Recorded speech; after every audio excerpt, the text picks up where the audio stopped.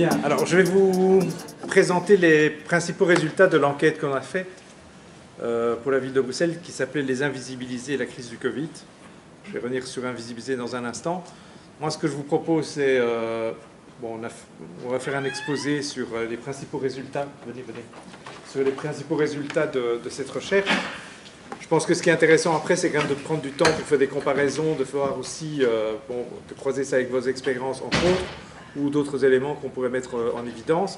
Et par ailleurs, je vous propose aussi d'intervenir directement s'il y a des choses qui ne sont pas claires, si, voilà, ne vous sentez-vous libre d'intervenir directement et de ne pas garder toutes les questions pour la fin. Regardons quelque chose d'un peu animé, même si ça va être un peu figé, la manière de présenter les choses. Mais vous allez voir, ça fait nécessairement écho à plein de choses que vous avez vues ou que vous connaissez. Alors, d'abord, il y a une chose qui était...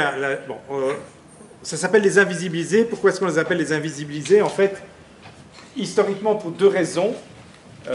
C'est au sein de la crise, ce qui s'est passé, c'est qu'en gros, on a présenté, on l'a vu en permanence dans les journaux, etc., c'est des courbes, des chiffres, des schémas, c'est-à-dire qu'on a toujours des éléments statistiques avec une représentation graphique, mais on se demande où sont les humains dans tout ça. Hein, donc ça, c'est un élément important qui...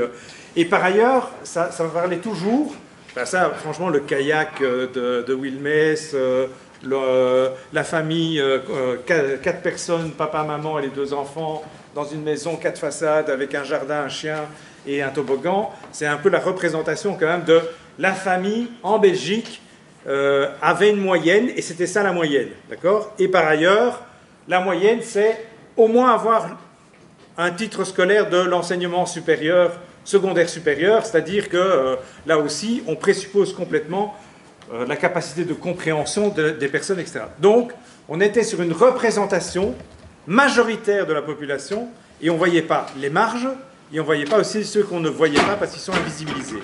Quels sont les publics invisibilisés? C'est la raison pour laquelle, je dirais, le CPS et la ville de Bruxelles, même Claus avait utilisé le terme, c'est les personnes qui n'apparaissent pas dans les données administratives. C'est des gens qui n'ont aucune existence administrative. Il y en a eu plein. Il y a eu plein de gens qui ne pouvaient pas faire ni de PCR, et encore moins ceux qui ont pu avoir une vaccination. Pourquoi? Parce qu'ils n'ont pas de numéro de registre national, par exemple. D'accord? Bon, ça c'est les invisibilités parce qu'ils n'ont pas d'identité administrative, première chose. Et puis les invisibilités, c'est les marges aussi. C'est d'eux dont on va parler pendant cet exposé. Mais les marges, ça signifie que ce sont des gens, qui vivent dans la précarité socio-économique, mais surtout qui souffrent aussi de ce qu'on va appeler un discrédit moral, c'est-à-dire dont les comportements et les attitudes sont condamnés globalement comme étant des gens qui sont à la marge.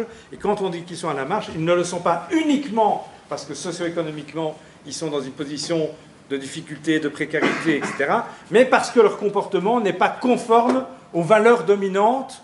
Et alors, il y a 2 valeurs dominantes quand même importantes dans nos sociétés, c'est le travail et la famille. D'accord ? Il suffit de déroger aux règles traditionnelles de ceux qui, globalement, tournent autour de ces 2 valeurs-là pour être dans une situation dite d'invisibilisation. Ça, c'est pour la population. Et puis, il y a une autre question qui nous taraude aussi avec Camille depuis qu'on travaille sur d'autres choses liées à la pandémie, c'est... On s'est toujours posé la question, une fois qu'on a dit que c'était une pandémie, quelles sont les conséquences sociales de la pandémie?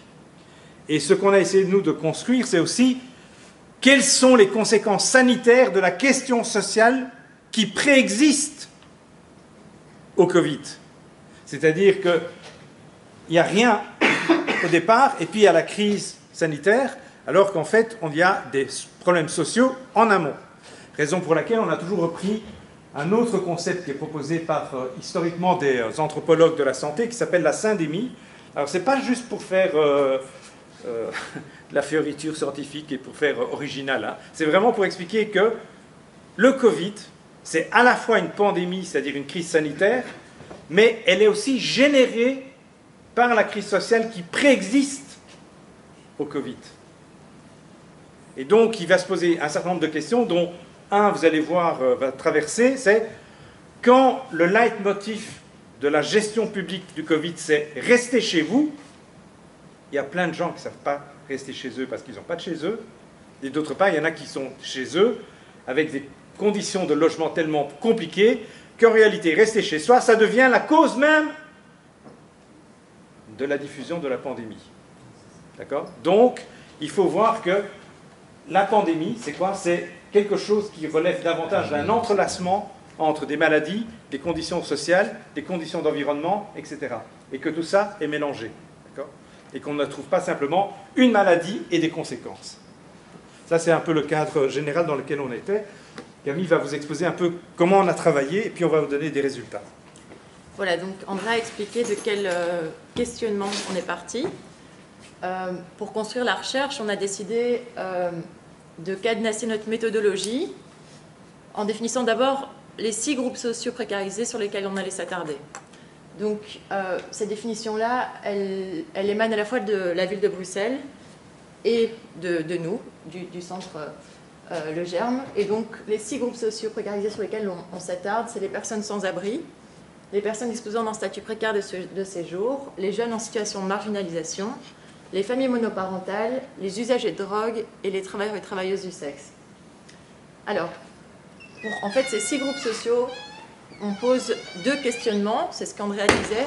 On pose à la fois le questionnement des effets, finalement, des conditions de vie sur le risque sanitaire.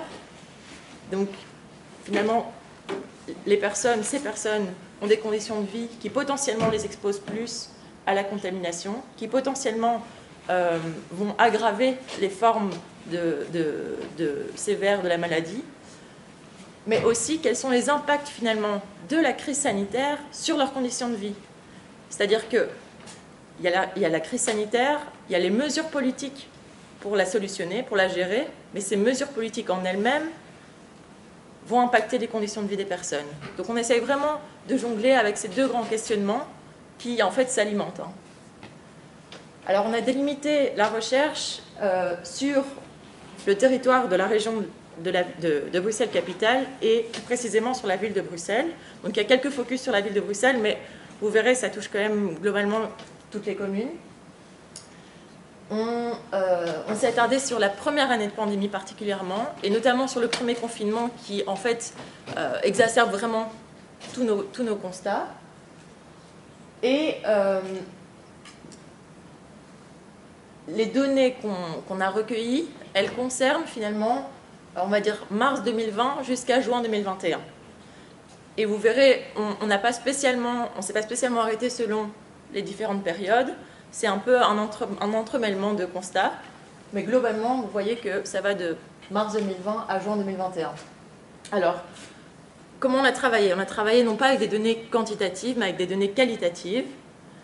Et en fait, on a décidé de travailler avec des entretiens individuels et collectifs, avec des acteurs et actrices de terrain, de plusieurs secteurs professionnels, je vais vous l'expliquer, mais aussi avec des analyses en groupe. Donc on est parti du principe qu'on voulait valoriser l'expertise de terrain, les savoirs locaux, les savoirs pratiques. Voilà, et je vais expliquer, donc avec la méthode d'analyse en groupe. Alors la méthode d'analyse en groupe, elle invite en fait entre 10 et 15 personnes pendant une matinée. Elle leur demande au préalable d'écrire un récit d'une personne, d'une personne du groupe social concerné. Donc c'est-à-dire que l'acteur ou l'actrice qui est invité à l'analyse en groupe écrit un récit d'une personne qu'il a suivie pendant la période de pandémie. C'est son regard de travailleur ou de travailleuse sur la situation, le récit de vie de la personne. Alors l'idée, c'était évidemment, comme je l'ai dit, la valorisation des savoirs locaux, mais aussi le croisement des points de vue. Donc en fait, on a mis autour de la table des professionnels du social, de la santé, mais aussi des avocats, des policiers, des enseignants. En fait, une panoplie, on pourra en discuter, une panoplie de professions différentes, dans le but de croiser les points de vue pour qu'ils puissent s'enrichir mutuellement. Le recueil de données, il a démarré en juin 2021, il a démarré en janvier 2021, il s'est arrêté en juin 2021. Donc pendant 6 mois, on a mené des entretiens individuels, collectifs et des analyses en groupe. Au total, 9 analyses en groupe, 11 entretiens individuels, 110 personnes interrogées. On a produit 6 rapports, donc un rapport par public. Il y a également 6 recueils de récits, puisqu'en fait, comme je vous l'expliquais, une analyse en groupe, c'est 10 à 15 personnes qui arrivent avec 1 à 2 récits. Donc ça fait directement beaucoup de matière. Et puis du coup, des recommandations spécifiques, parce qu'en fait, on a dressé des constats transversaux à tous ces publics, et puis des recommandations, j'ai dit l'inverse, des recommandations spécifiques par groupe, et puis des recommandations transversales qui concernent tous les publics. Alors, on va vous présenter donc d'abord, il y a 2 slides sur les 3 grandes idées qui sont des constats transversaux, et puis on va prendre chacun des publics spécifiques, en prenant chaque fois des extraits d'entretien. En plus, vous êtes des RAC, vous allez voir, ça, bon, je pense que ça va évoquer directement chez vous aussi des expériences professionnelles que vous avez et un savoir, enfin, ce qu'on appelle un savoir pratique chez vous, de manière évidente.